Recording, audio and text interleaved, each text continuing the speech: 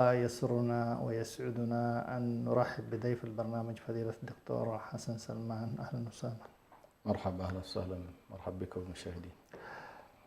المشاهدون المشاهدات الكرام، نحن وإياكم نسير بإذن الله في موضوعات نتفقه ونتلقى فيها الأحكام الشرعية من ضمن ما يثار في مجتمعاتنا، يعني بين فترة وأخرى، ما يتعلق بقضية الميراث والمساواة فيها لدى من يطرح مثل هذه القضايا. حقيقة الإسلام إسلام ولله الحمد شامل في أحكامه الشرعية، ذلك لأنه كما قال عز وجل: ما فرطنا في الكتاب من شيء. ثم هذه الشريعة هي من لدن حكيم خبير، فهو سبحانه وتعالى الذي خلق الإنسان وكرمه وخلق له يعني هذا المال، ولكي يكون فيه كذلك خليفة. في سياق هذا الموضوع، قبل أن نخوض في موضوع الميراث ودعوى المساواة وما هو الموقف الشرعي من هذا، الحقيقة كرؤية شاملة للمال نحتاج إلى أن نقف في لمحة أن هذا المال ما هو وماذا يعني يكون في الإسلام. هذا المال كيف تكون أحكامه وكيف تكون التصرف فيه في هذا الدين. لا شك أن هذا أمر يحتاج إلى تجلية وإلى وضوح حتى نبني عليه الموضوعات التي ممكن أن تكون في الميراث وغيره. تفضل الشيخ في هذا الجانب، جزاكم الله خير.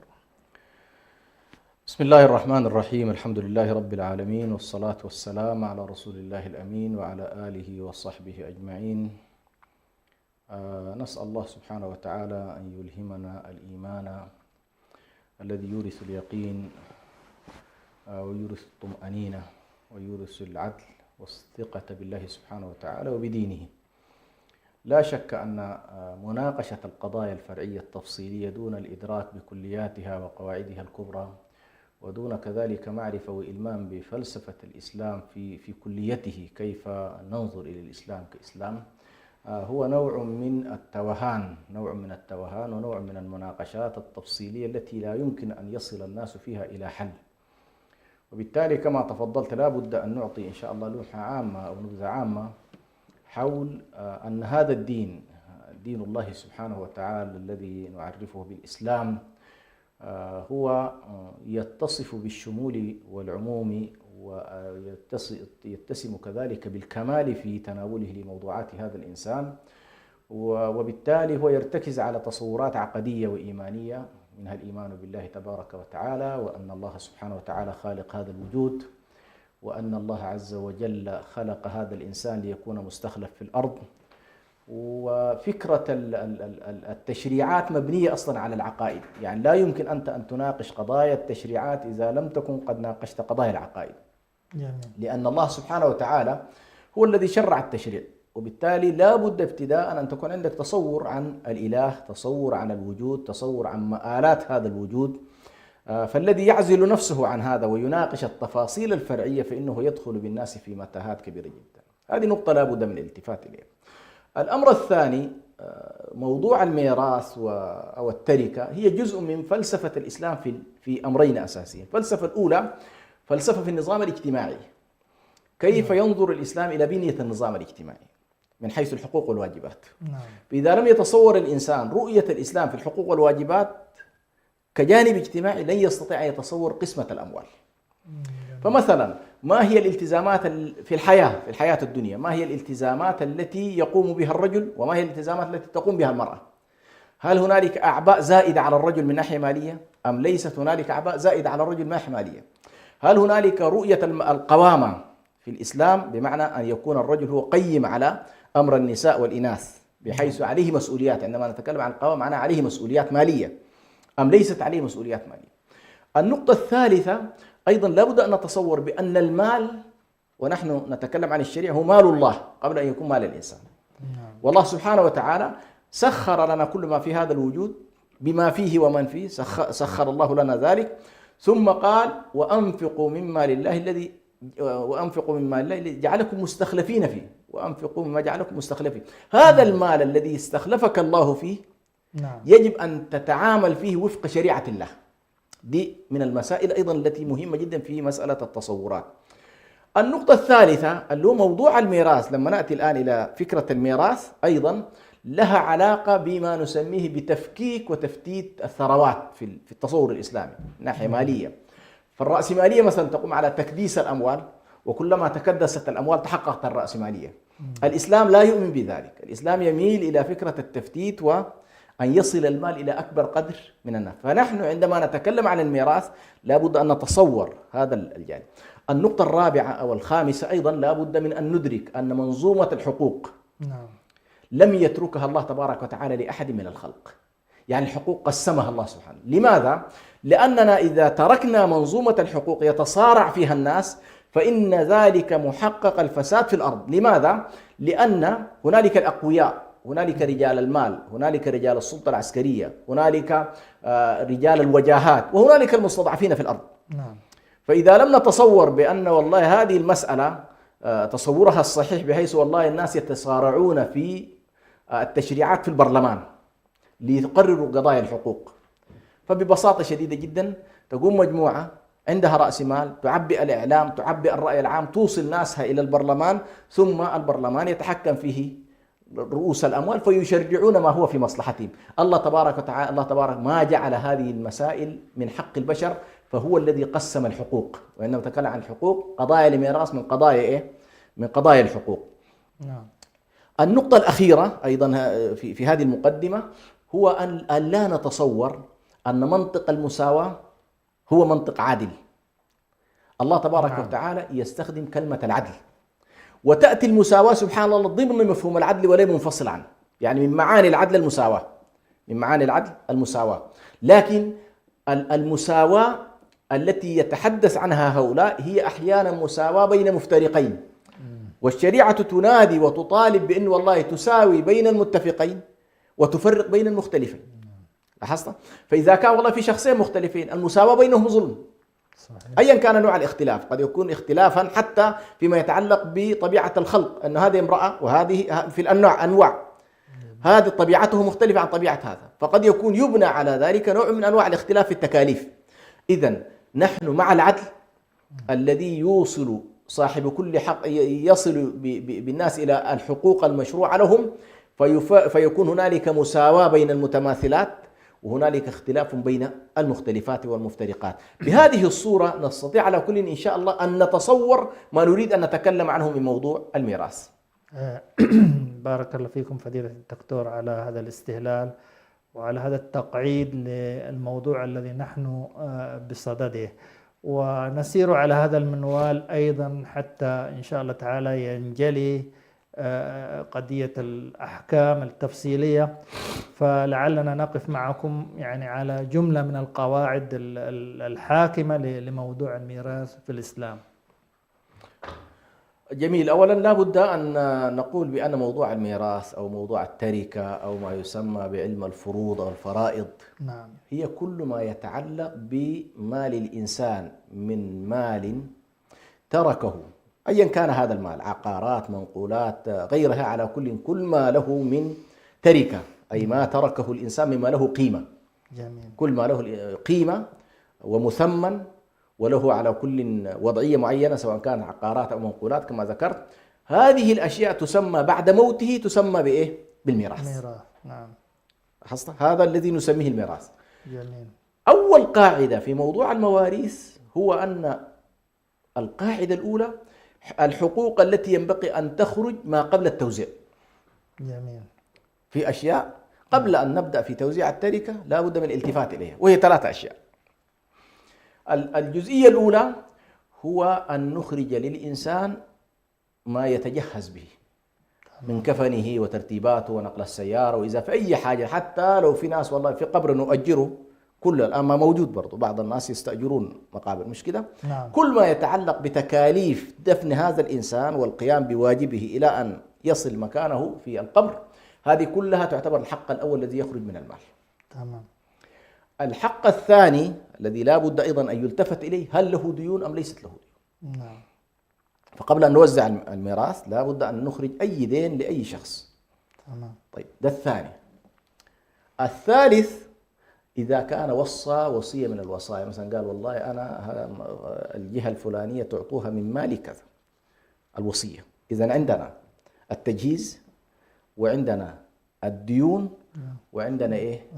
الوصية. الوصية طبعا لها ضابط، وهو أن لا تكون أكثر من إيه؟ من الثلث. جميل. وأن لا يوصي لشخص وارث.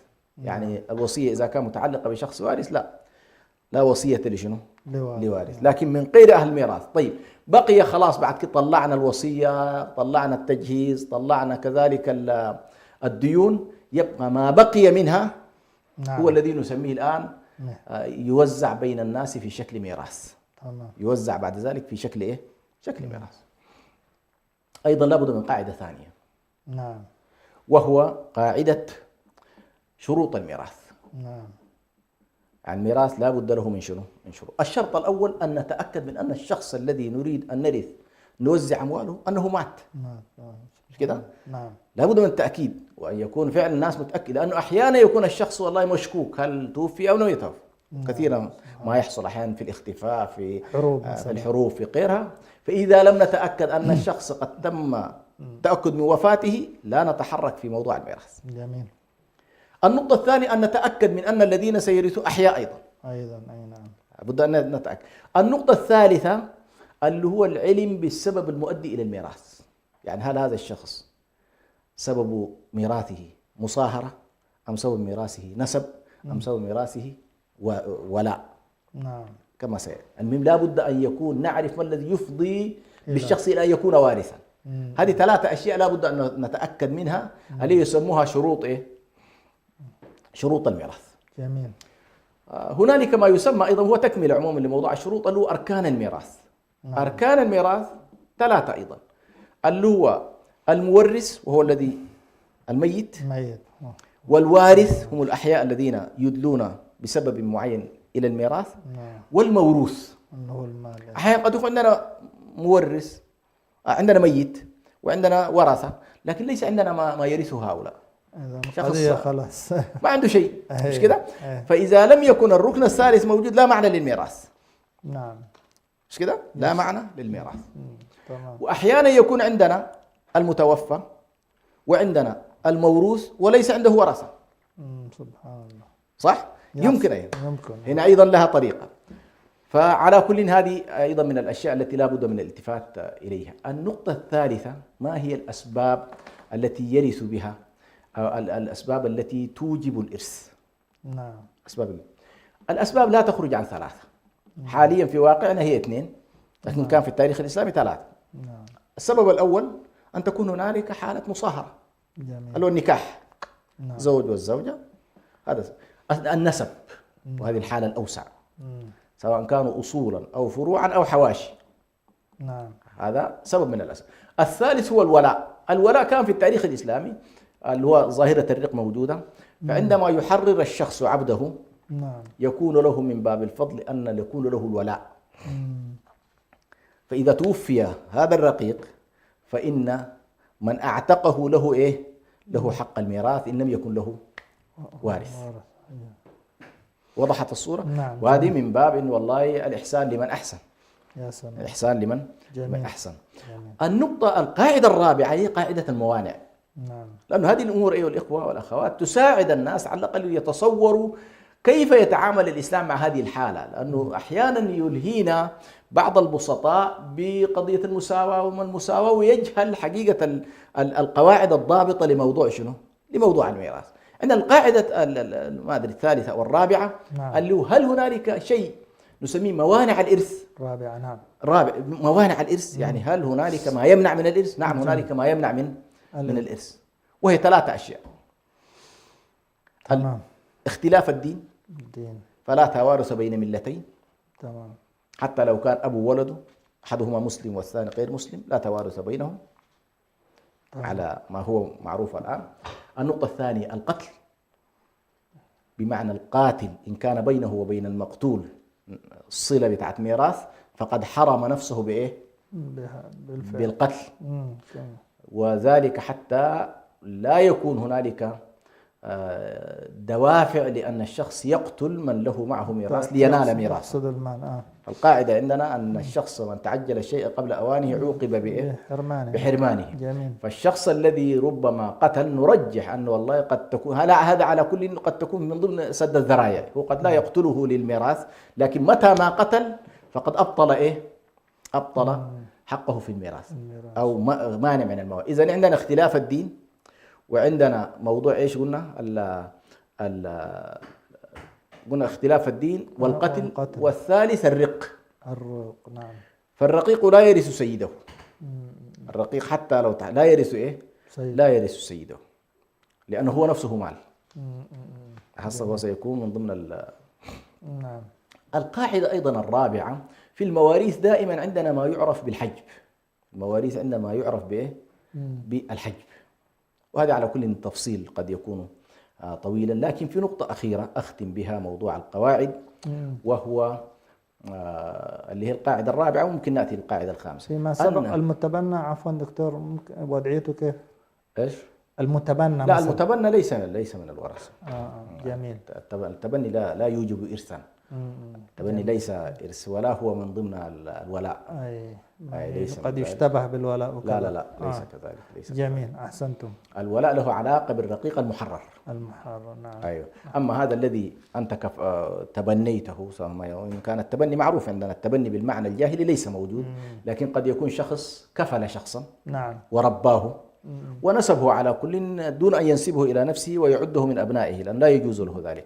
لكن إن رباه وقام معه وكذا، ثم عند وفاته أوصى له، لأنه يعرف أنه ليس من إيه؟ فقد يكون له الأولوية في الوصية، لكنه ليس من الورثة. طيب. جميل. نعم. موضوع الميراث بشكل عام يقوم على فكرة الفرائض. الله تبارك وتعالى حدد مجموعة من الناس بأنهم أهل فرائض. نعم. أي أن الله حدد أنصبتهم. يا سلام. حدد أنصبتهم. نعم. هذه الأنصبة لا يجوز لأي أحد كائنا من كان أن يغير فيها، حتى ننهي قاعدة المساواة التي يتكلمون عنها. فالله عز وجل مثلا ذكر بأن هنالك 4 من الذكور لهم فرائض، و8 من الإناث لهم إيه؟ لهم فرائض. كذلك. نعم. وهنا تلاحظ أنه نسبة الفرائض في النساء أكثر من نسبة الفرائض في إيه؟ في الرجال. لأن الرجال قد يأخذون بالعصبة. لاحظت؟ فهنا أصحاب الفرائض تنطبق فيهم قاعدة ألحق الفرائض بأهلها. ألحق الفرائض بأهلها. فأول ما ينظر صاحب التوريث ينظر إلى ما أصحاب الفرائض، أصحاب الفروض. يا سلام. اللي له نصف، اللي له ربع، اللي له ثلثين، اللي له ثلث، اللي له سدس. أصحاب الفرائض هذول يأخذون حقهم أولا، فما بقي يأخذه أهل العصبات. يا سلام. اللي هي العصبات هم من يأخذون ما بقي من المال باعتبارهم إيه؟ عصبة الميت. جميل. إما أصوله وإما فروعه. نعم. طيب، دي قاعدة الأنصبة. إذن عندنا 12 فرد من الفرائض. 12 من أصحاب الفرائض عندنا 12، اللي هم 4 ذكور، هم الأب والجد والأخ لأم والزوج. هذول يأخذون بالفرض. محدد. الأب له فرض. نعم. الزوج له فرض. نعم. الأخ لأم له فرض. الجد له فرض. يا سلام. دي الأصحاب. بعد ذاك عندنا النساء، اللي هي الزوجة والأم والبنت، وعلى كل 8 أيضا هذول بالفرض. طيب، نأتي أخيرا حتى ننهي موضوع القواعد وندخل إن شاء الله في الأمور الأخرى. وهنالك نقطة مهمة جدا: ما هي الفلسفة التي اعتمدها الإسلام في الميراث؟ جميل.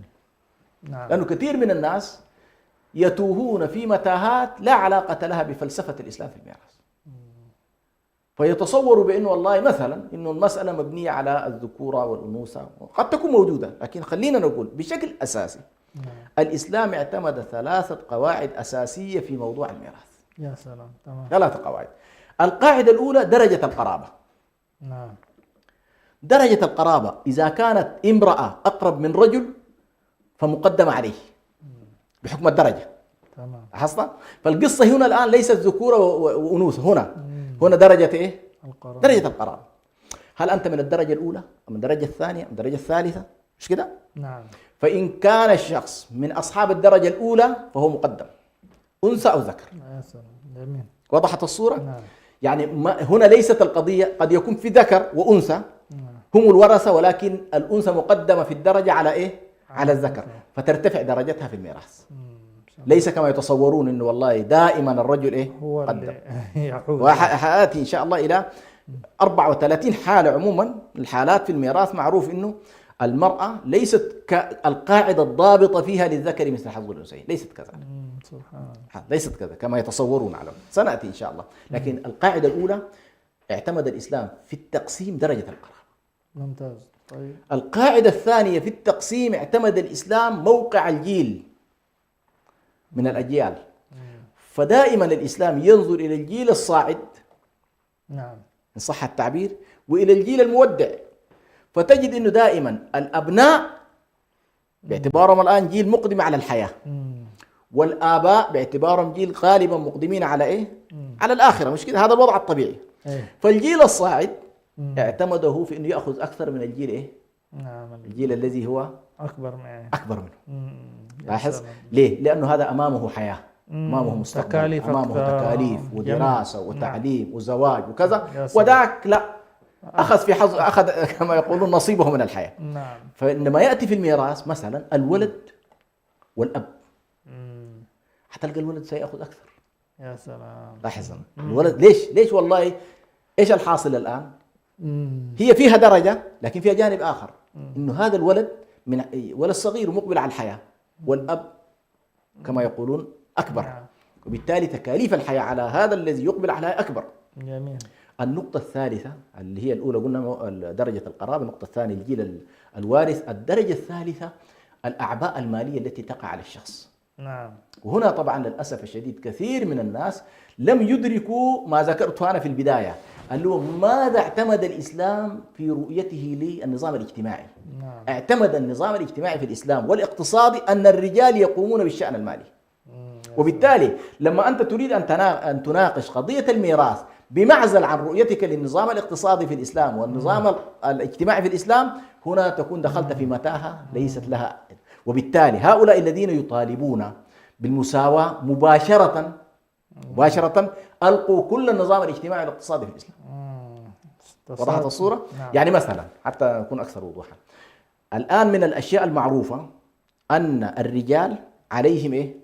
عليهم تكاليف الزواج، أليس كذلك؟ بلى. المرأة عليها حاجة؟ ما عليها شيء. في النظام الإسلامي الآن لا نقول نحن دايرين تقلبوها جاهلية، دي قضية أخرى. النظام الإسلامي اعتمد أن من ينفق في الزواج هو الرجل، يدفع المهر، يقوم بالحفلة، يقوم بكل الأشياء على الرجل، والمرأة تستقبل. نعم. أليس كذلك؟ بلى. الرجل عليه الوضع المعيشي، واجب على الرجل مجرد ما دخلت المرأة على بيته فالذي ينفق من هو؟ نعم. ينفق هو أيضا. الرجل. حتى عند الافتراق إلى أن تعود هذه المرأة إلى وضعية من يقوم عليها من أهلها وتقوم بنفسها، هو الذي سينفق. نعم. لاحظت؟ إن كانت إن كانت مرضع، إن كانت غيرها، سكنها، أكلها، شربها، إلى على كل فترة العدة، الذي ينفق هو أيضا إيه؟ هو أيضا الرجل.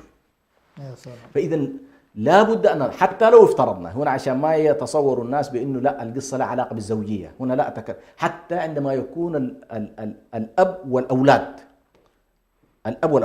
فالوالد سينفق على بناته حتى يكبرن وحتى يتزوجن. يا سلام. لاحظت؟ نعم. طيب يتوفى الوالد، تنتقل مباشرة الولاية إلى إيه؟ إلى الإخوان، فيقومون بواجب إيه؟ بواجب أخواتهم. فهنا نظرت الشريعة إلى أن والله من الذي سيقع عليه العبء الأكبر في الناحية المالية؟ إن كان رجل أو كان أنثى، على كل ينظر الإسلام إلى هذه الحالة، العبء المالي، شخص. فأيهما أكثر عدلا الآن؟ أن تقول والله مساواة مطلقة دون النظر إلى القرابة، دون النظر إلى الجيل، دون النظر إلى الأعباء المالية، أم أن تقول والله لا، مراعاة هذه الأمور أكثر عدلا من عدم مراعاتها؟ يا سلام. هذه تقريبا جملة القواعد العامة اللي على الأقل يمكن إن شاء الله أن نبني عليها فلسفة الإسلام فيما يتعلق بالقواعد العامة للميراث. بارك الله فيكم فضيلة الشيخ على يعني هذا البيان الشافي وهذه القواعد الحاكمة لهذا الموضوع الحساس والهام. الحقيقة ضمن يعني الدعوات التي تسمع قضية النسخ لأحكام الميراث، وأيضا يعني موضوع أيضا القوانين في الوضعية للميراث وهذا التشريع الإسلامي المتكامل، يعني هل من تجلية أنه حقيقة فرق هنالك بين هذا وهذا؟ لعلكم تتفضلون بإطلاع على هذا وعلى الأمر. كل أي محاولة للخروج عن القواعد الشرعية المحكمة، والميراث قواعده محكمة وليست فيها إشكال، يعني كل القواعد التي نصت على قضايا الميراث أولا جاءت في أواخر التشريع، يعني بعد أن استكمل النظام الإسلامي كله في سورة النساء، هو من أواخر على كل ما نزل على النبي صلى الله عليه وسلم، ولم يخضع بطبيعة الحال للنسخ. ولا يستطيع أحد طبعا أن ينسخ بعد وفاة النبي صلى الله عليه وسلم، حتى لو الصحابة كلهم اجتمعوا لا يستطيعوا أن ينسخوا حكما شرعيا واحد. يا سلام. لأن الإجماع هنا لا ينعقد أصلا، إجماع باطل كما يقولون، أن الناس والله تجمع ولن يحصل. أن المسلمين هنالك آية في كتاب الله ويقوم الناس والله يقولوا لا للقضية هذه ما بتزبط، نحن لابد أن نقيها، لا، خطأ. إلا أن تعمل حاجة واحدة، أنك أنت تخرج عن مسمى الإسلام والإيمان وتفعل فعل آخر، كما قال أفحكم الجاهلية يبغون، هذه قضية أخرى. لكن شخص يشهد أن لا إله إلا الله، أو مجتمع يشهد أن لا إله إلا الله وأن محمد رسول الله ويرضى بالإسلام عقيدة وشريعة، لا يحق له أن يتصرف في قضايا الميراث بالنسخ أو بالتعطيل أو بالتبديل، وإلا يكون والعياذ بالله قد خرج عن حكم الله.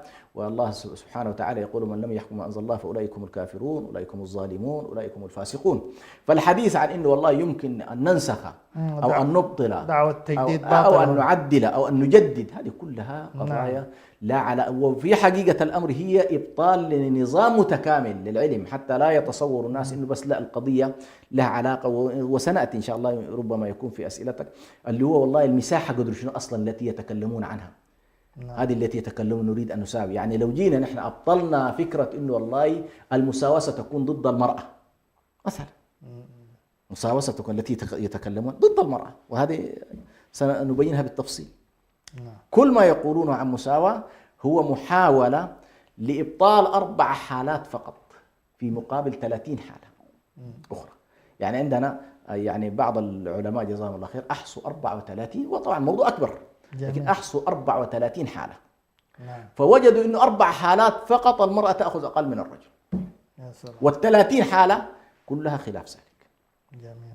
فهذه إن شاء الله ممكن نفصلها. لكن الذين يتكلمون عن إنه والله نحن يمكن أن ننسخ، يمكن أن نجدد، يمكن أن نلقي، هذه كلها للأسف الشديد هو عبارة عن خضوع للمنطق الغربي القائم على فكرة المساواة، القائم على إبطال القوامة، القائم على إبطال أصلا أن الرجل والمرأة في داخل البيت هنالك قيادة داخل هذا البيت، وهنالك إدارة حددها الشارع، أن الله عز وجل لم يترك الأمور عبثا. وسبحان الله نفس هذا المنطق لو تكلمت عنهم قلت لهم والله لماذا لا تتعاملون في الدول بنفس الطريقة وفي الشركات بنفس الطريقة، وهو أن لا يكون هنالك قوامة من أحد على أحد. هذه إشكالية كبيرة. داخل هذه الأسرة النظام الإسلامي من الأسرة حدد أنه والله هنالك قوامة لهؤلاء الأطفال والمرأة والرجل داخل البيت، هنالك رئاسة. لمن هذه الرئاسة؟ للرجل. الرجال قوامون على إيه؟ على النساء. هذه القوامة مبنية عليها كما ذكرنا حقوق، وهي بما فضل الله بعضهم على بعض وبما أنفقوا من أموالهم. هيجي واحد يقول لك والله يا أخي لا لما أنا أخليها هي تنفق، يقول لك الشارع ما يريد ذلك ببساطة. الشارع لا يريدها أن تنفق، سلب منها ذلك.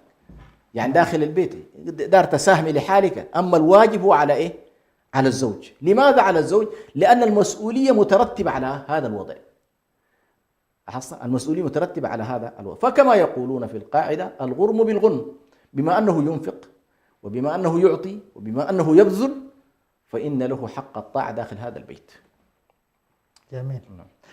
بارك الله فيكم. هنالك حقيقة بين الشريعة والعادات، ربما بعض المجتمعات هنالك عادات، يعني في بعض أيضا المجتمعات أنها تغمض يعني حق المرأة في الميراث بالكلية. يعني وهنا يعني يذكر أن المطالبة ليست بالمساواة، وإنما حقيقة بإعطاء عودة إلى الشريعة. أيوة، يعني حتى تفهم يعني بعض قطاعات مجتمعاتنا أنه كأنه يعني الإسلام يهدم حقها، لكن الحق الذي هنا لعله إيضاح أنه لها هذا الحق ويجب أن يعني يصلها وتعطى، يعني حتى تكون المعادلة ليست معادلة مساواة وإنما إعطاء حقوق وإيصالها. بارك الله فيك. هو طبعا بلا شك يعني كثير من الناس للأسف الشديد هو أمام المطرقة والسندان.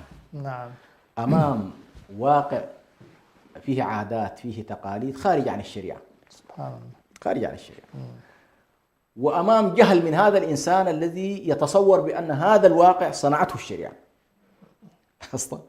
فهو يتصور بأن هذا الظلم الواقع على المرأة وهذا الغمط للحقوق على الواقع، يتصور بأنه هذا هو ما جاءت به إيه؟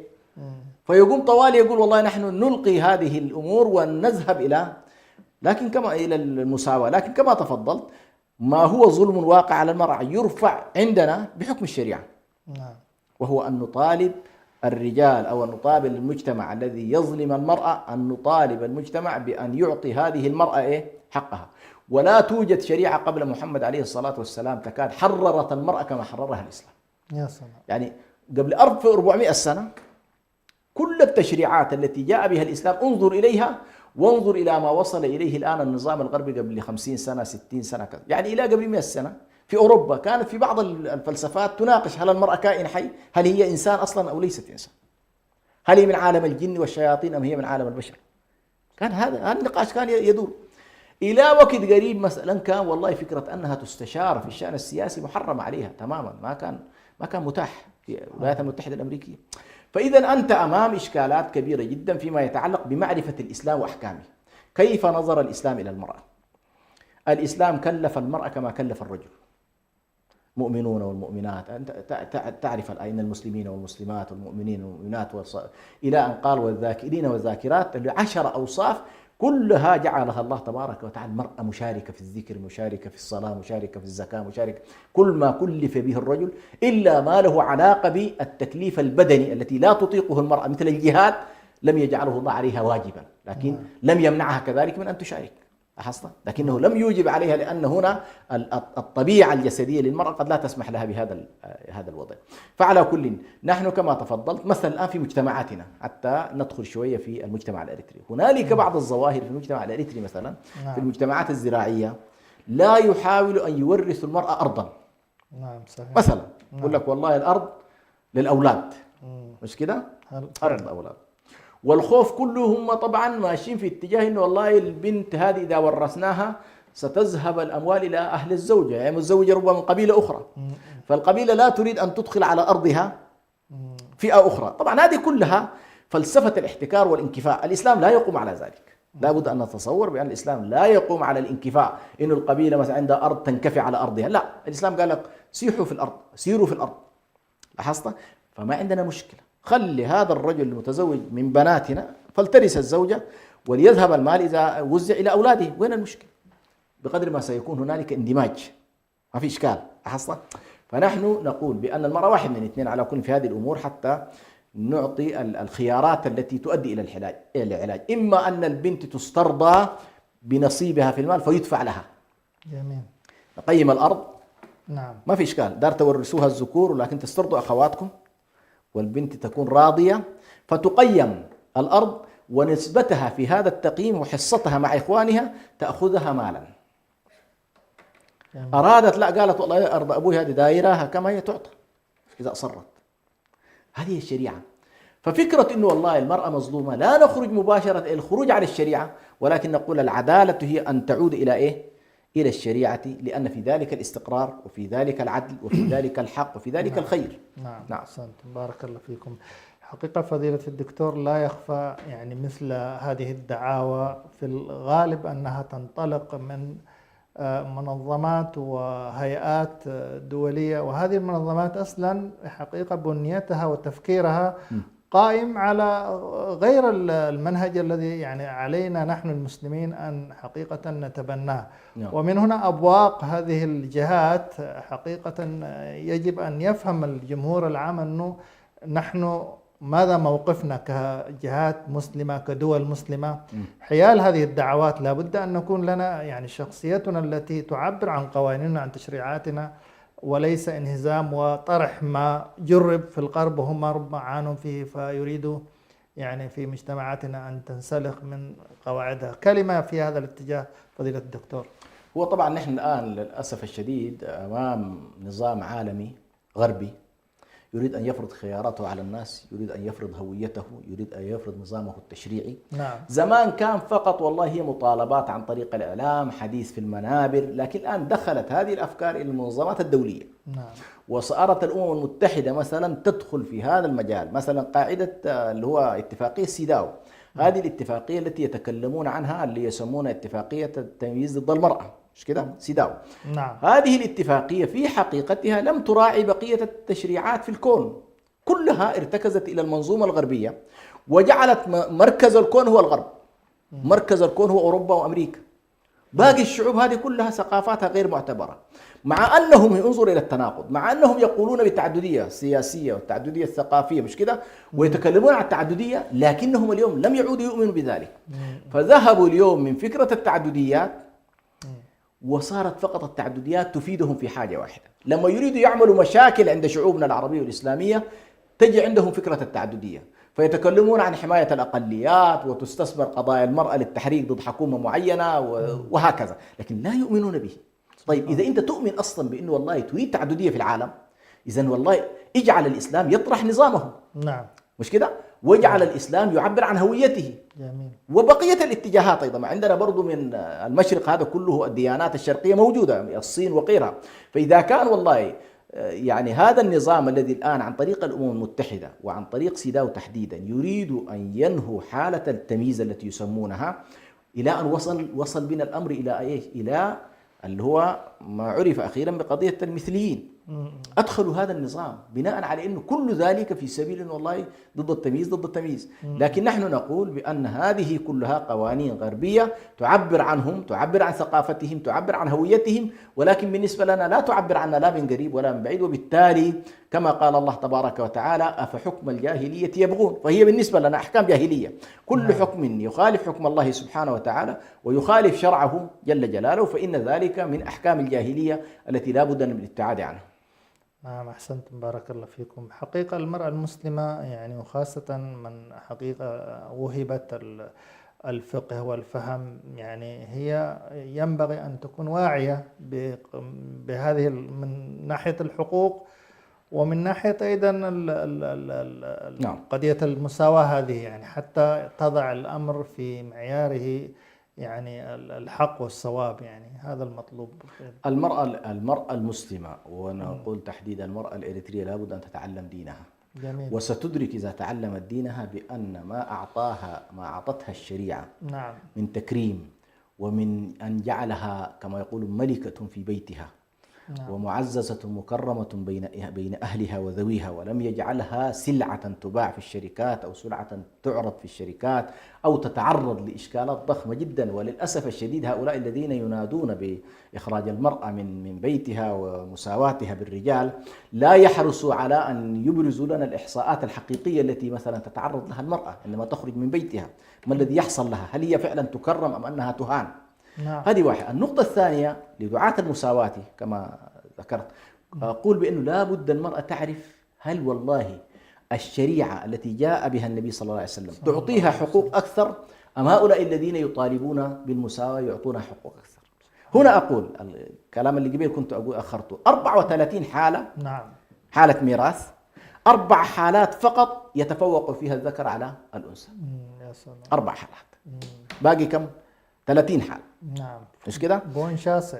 30 حالة 10 حالات المرأة تتساوى مع الرجل. نعم. 10 حالات المرأة تفوق الرجل. يا سلام. 10 حالات المرأة تحجب الرجل. تحجب أيضا. تحجب الرجال. طيب لما أنت الآن والله تأتي وتهتف للناس وكأنه ضجيج كده. نعم. كما يقولون بأن الاستبداد يظهر الباطل عن طريق تكميم الأفواه، والديمقراطية تظهر الباطل عن طريق الضجيج بأن لا تسمع صوتا، يعني الكل يصيح ولا يراد لهذا الصوت أصلا أن يصل. فالنتيجة واحدة، ديمقراطية التي يحصل فيها ضجيج يحرم الناس من رؤية الحق، أو الدكتاتورية التي تحرم الناس أيضا من وصول الصوت. فنحن الآن لاحظ عندنا 30 حالة لصالح المرأة. نعم، ممتاز. مش كده؟ 30 حالة. وأنا أقول لصالح هنا تجاوزا، لكن حتى الأربعة هي لصالح المرأة. لاحظت؟ يعني حتى الأربعة التي هي، طيب عندنا 10 تساوى. نعم. ما عندهم في إشكال، لو عرضناها عليه مثلا حيقول والله هذه فيها إنصاف. طيب 10 تتفوق، إيش رأيكم؟ ليش المرأة والله هذا اللي فيه تفوق ليش حرمتموها إياه؟ سبحان الله. 10 تحجب هي، ترث هي وتحجب الرجال. إذا عندنا 30 حالة في صالح إيه؟ المرأة بالمعيار المادي. نأتي الأربع حالات. الأربع حالات قدم فيها اعتبارات محددة، إما المسؤولية وإما الجيل وإما درجة القرابة. يا سلام. قدم في التفكير. يعني مثلا أديك مثال، وده قد تكون كثيرا ما يخفى. أناقش بعض زملائي لما يتكلم عن قضية المساواة، أقول لهم عندنا حالتين عشان تصوروا الشريعة ليش فرقت بينهم. عندنا الإخوة الأشقاء وعندنا الإخوة لأم. الإخوة الأشقاء للذكر مثل حظ الأنثيين. تمام. الإخوة لأم متساويين. طيب ليش يا ربي فرقت بين الأمرين؟ ليش والله الأخ الشقيق خليته يأخذ ضعف عن أخته، والأخ لأم ساويته مع أخته؟ الذي يدرك حكمة التشريع وفلسفة التشريع يعرف إنه والله هذا التفريق له حكمة. فالشارع يقول لك الأخ الشقيق أنا محمل أعباء أخته، هي بتاخذ قروشة في جيبها ولا تخط في الحساب، واليوم الثاني الصباح تقول له داير المصاريف. صحيح، هذا الواقع. داير المصاريف. نعم. وقعت عليه أي مشكلة ستعود إليه، ما دام أبوها ما موجود ستعود إلى من؟ فإنه هذا الأخ الذي والله حملناه مسؤولية أخواته الشريعة راعته. الإخوة لأم ما ساوتهم، ما فرقت بينهم. ليش؟ لأنه الأخ لأم يرث مع أخواته وحيشوف حاله بعد كده، ما عليه مسؤولية الأخوات لأم، لأنه الأخوات لأم إذا عندنا أخوات لأب أو أشقاء مسؤولين منهم، مش كده؟ أخوان عندنا. نعم. فبالتالي ما كلف الأخ لأم أعباء أخواته من أمه. جميل. فستلاحظ بأن الشريعة فيها حكم عظيمة جدا في هذا الاتجاه. إنه هذا نموذج بسيط في مفهوم الإخوة. إخوة أشقاء فرقنا بينهم لأن في مسؤولية. الإخوة لأم مع التساوي في الدرجة لم نفرق بينهم لأنه ما في مسؤولية عليهم. فباختصار شديد حتلاحظ بأنه الشريعة جاءت بقضايا مفصلة. ستجد المرأة المسلمة بأنه والله حظها في أحكام الله أكبر من حظها فيما يراد لها. فمعنى هذا الذي يطالب بمساواة المرأة بالرجل في كأنما يريد 30 حالة هذه اللي تتفوق فيها المرأة أو تتساوى فيها أو تحجب الرجال، يريد أن يجعلها إيه؟ يريد أن يجعلها متساوية. أو يريد أن يحدث لنا نظاما مبني على صراع البرلمانات وليس على قيم الحق المنزل من الله سبحانه وتعالى. فقد يكون والله في محطة من المحطات الأمور تمشي لصالح المرأة، وفي محطة من المحطات الأمور تمشي لصالح الرجل بحسب صراع إيه؟ صراع الكتل البرلمانية، بما أن الحقوق توزع في إيه؟ عن طريق التشريع الوضعي. وهذا من أبطل الباطل الذي أمرنا الله تبارك وتعالى أن نكفر به. ومن يكفر بالطاغوت ويؤمن بالله فقد استمسك بالعروة الوثقى. بارك الله فيكم فضيلة الدكتور. ومن هنا حقيقة نخلص إلى أنه يعني دعوة المساواة هذه دعوة حقيقة دعوة باطلة ساقطة. نعم. لا من حيث ما تجد المرأة من حظها كما ذكرتم في أحكام الله واسعة ووافرة. نعم. وتعطيها، وأيضا تراعي حقيقة أشياء اجتماعية وغيرها كثير. ومن هنا حقيقة نخلص إلى أنه هذا الموضوع موضوع وراءه ما وراءه من الأكمة يهدف حقيقة إلى زعزعة ثقة الناس بدينهم وبثوابت شريعتهم التي هي من عند الله عز وجل. المستمعون والمستمعات الكرام، في ختام لقائنا هذا قد سعدنا بهذا البيان الشافي في موضوع الميراث وقضاياه ومرتكزاته في الإسلام. فلنكن بإذن الله واثقين حقيقة من شرعنا الحكيم، متمسكين بما أنزل فيه في هذه الأحكام التي هي قطعية غير قابلة لا يعني حقيقة النسخ أو غيرها، أو من هذه الفلسفات التي يريدون أن يجلبوا إلى مجتمعاتنا ما ظاهره المساواة وهذه الدعاوى الرنانة، لكنها تخفي الكثير مما يهدم القيم ويقوض ركائز هذا الإسلام. أسأل الله سبحانه وتعالى أن يكون ما سمعناه خيرا وعلما وفقها وفهما بإذن الله وتمسكا بما تدعو إليه هذه الشريعة الغراء. في ختام هذا اللقاء الكريم نتوجه بعد شكر الله بالشكر لكم لاستماعكم ومتابعتكم لنا، ونتوجه بالشكر لفضيلة الدكتور حسن على ما قدم وبذل. شكرا لكم فضيلة الشيخ، إلى أن نلتقي في لقاء قادم. نستودعكم الله عز وجل، والسلام عليكم ورحمة الله وبركاته.